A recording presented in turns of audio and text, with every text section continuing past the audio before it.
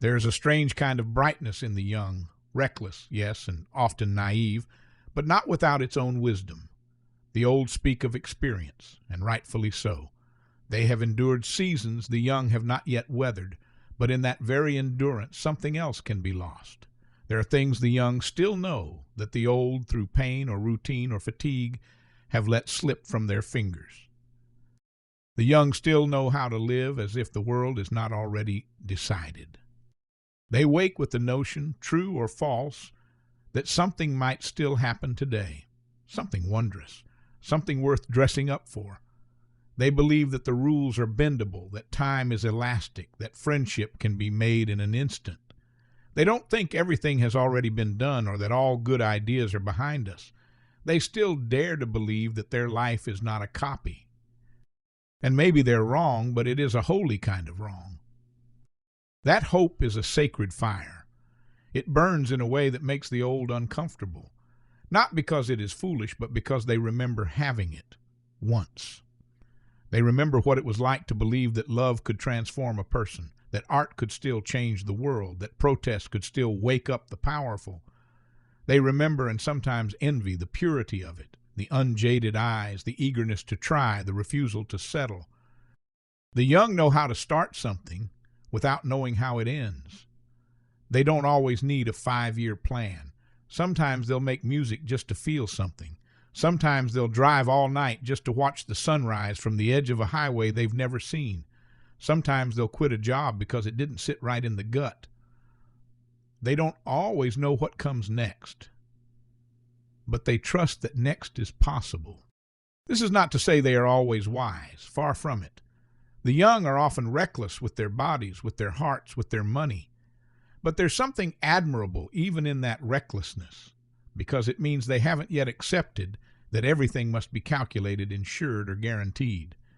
They still throw themselves into love, into friendship, into cause, into song. They haven't learned, as the old sometimes have, to do everything with one foot out the door.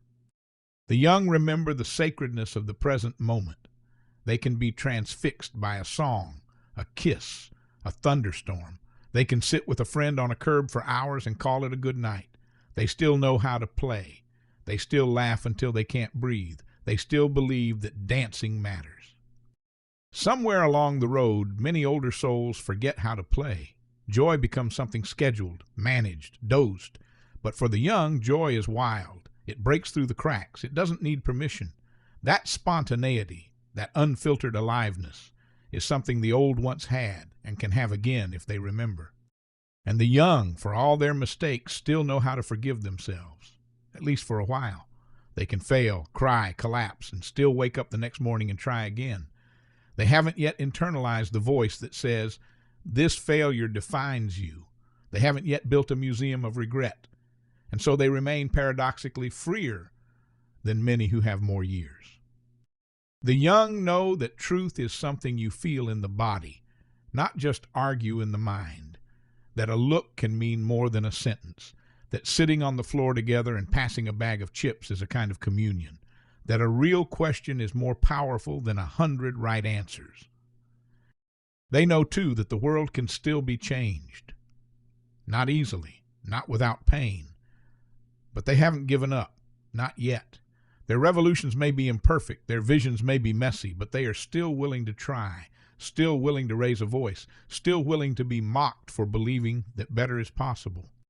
And perhaps the most dangerous knowledge the young possess, the one the old most often forget, is this, that the future is not finished.